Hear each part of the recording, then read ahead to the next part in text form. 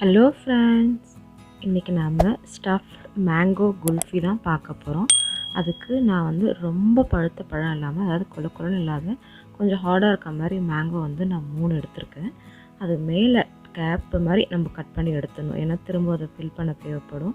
அதனால் கட் பண்ணி எடுத்துகிட்டு கொட்டையை சுற்றி கத்தியை விட்டு நம்ம அந்த கொட்டையை வெளியே எடுக்கிற மாதிரி நம்ம கொஞ்சம் வெட்டி எடுத்துடணும். அதுக்கப்புறம் என்ன பண்ணு, கையை வச்சு நீங்கள் அந்த கொட்டையை எடுக்க ட்ரை பண்ணுங்கள்.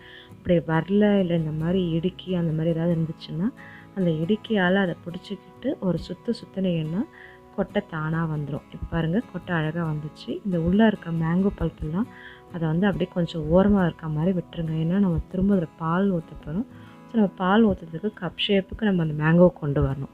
இப்போ நான் இன்னொரு மேங்கோவும் அதே போல் இந்த மேங்கோ உள்ளே இருக்கிற சீடை வந்து அழகாக கத்தியால் சுற்றி கட் பண்ணிவிட்டு அந்த இடுக்கி வச்சு நான் அழகாக சுற்றி எடுத்துடுறேன். இப்போ நமக்கு மேங்கோவும் உடையாமல் அழகாக இருந்துடும்.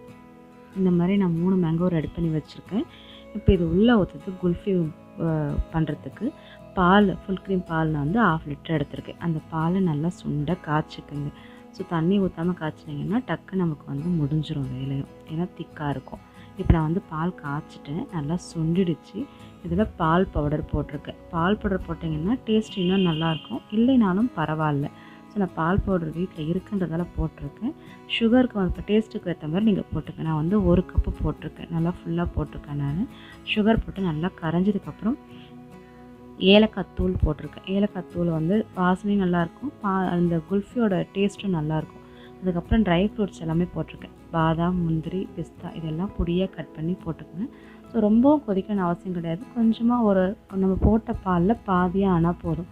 இப்போ பால் நல்லா ஆறிடுச்சு. இது இந்த மேங்கோ நம்ம எடுத்துருக்கோம் இல்லைங்களா, சீட் எடுத்துருக்கோம் இல்லைங்களா, அது உள்ள இந்த பால் ரெடி பண்ணி வச்சுருக்கோம் இல்லைங்க, ட்ரை ஃப்ரூட்ஸ் போட்டு அதை 3த்துலையுமே ஃபில் பண்ணி நம்ம அந்த கட் பண்ண மேலே கேப் மாதிரி கட் பண்ணலைங்களா, அதில் அந்த கேப் போட்டு ஃப்ரீசரில் ஒரு 7 to 8 hours வந்து நீங்கள் வச்சிட்டிங்கன்னா இது நல்லாயிருக்கும். நான் இன்றைக்கி ஈவினிங் ஒரு 6 o'clock போல் பண்ணுறேன். நாளைக்கு 11 o'clock இல்லை மதியமாக சாப்பிட்லான்னு சொல்லிட்டு இப்போ அந்த 3 மேங்கோடையும் ஊற்றிட்டு மீதி எனக்கு பால் இருக்குது.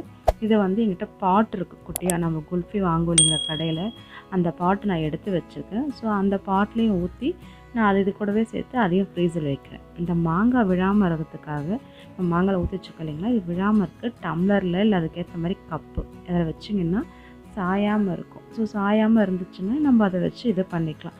இதுக்கப்புறமா நீங்கள் வந்து ஃப்ரீசரில் வச்சுருங்க. ஃப்ரீசரில் வச்சுட்டிங்கன்னா நம்ம மறுநாள் காலையில் எடுத்து நம்ம அதை கட் பண்ணி எடுத்துக்கலாம். இப்போ நான் வந்து 7 to 8 hours வந்து ஃப்ரீசரில் வச்சுருக்கேன். நான் நைட்டு பண்ணுறதால நான் அடுத்த நாளுக்கு கரெக்டாக இருக்கும். இப்போ அதாவது கேப்பு மாதிரி கட் பண்ணலைங்களா மேங்கோவோ, அதை போட்டு மூடி வச்சுருங்க. ஃப்ரீசரில் வச்சுனா நெக்ஸ்ட் டே பார்ப்போம். இப்போ நெக்ஸ்ட் டே நான் வந்து ஒரு 11 o'clock போல் எடுத்துருக்கேன். இது நல்லா ஃப்ரீஸ் ஆகிட்டுருக்கும். ஸோ உங்களுக்கு பீலரை வச்சு அந்த தோலை வந்து அழகாக எடுக்க வரும். இப்போ வந்து பீலர் வச்சு எடுக்கிறேன், எவ்வளோ அழகாக தோல் வருது பாருங்கள். ஸோ இதே மாதிரி 3 மாம்பழத்துக்கும் தோலை வந்து பீலர் வச்சு கட் பண்ணிட்டிங்கன்னா நம்ம ஸ்லைஸ் போட்டுடலாம். இப்போ நான் வந்து ஆனால் கையில் பிடிக்கிறதுக்கும் ஃப்ரீஸ் ஆகிருக்கும் இல்லைங்களா, கையில் பிடிக்கவும் கொஞ்சம் இதுவாக தான் இருக்கும். ஸோ நீங்கள் கட் பண்ணி தோல் எடுத்துட்டிங்கன்னா நல்லாயிருக்கும். இப்போ பாருங்கள், நான் பீல் பண்ணி தோல் எடுத்துட்டேன். இப்போ ரவுண்டாக கட் பண்ணுற பாருங்கள், எவ்வளோ அழகாக கேக் மாதிரி வருது பாருங்கள். ஸோ இது சாப்பிட்றதுக்கு நிஜமாகவே ரொம்பவே நல்லா இருக்குங்க. அது டேஸ்ட்டே வேறு லெவல் தான். இப்போ இதெல்லாம் நான் கட் பண்ணி எடுத்துட்டேன். ஸோ சாப்பிட்றதுக்காக மேலே கொஞ்சம் ட்ரை ஃப்ரூட்ஸும் போட்டால் நம்மளோட mango kulfi, stuffed mango kulfi ready. என்னோடய வீடியோ உங்களுக்கு பிடிச்சிருந்தா ஷேர் பண்ணுங்கள், சப்ஸ்கிரைப் பண்ணுங்கள். தேங்க்யூ ஃபார் வாட்சிங்.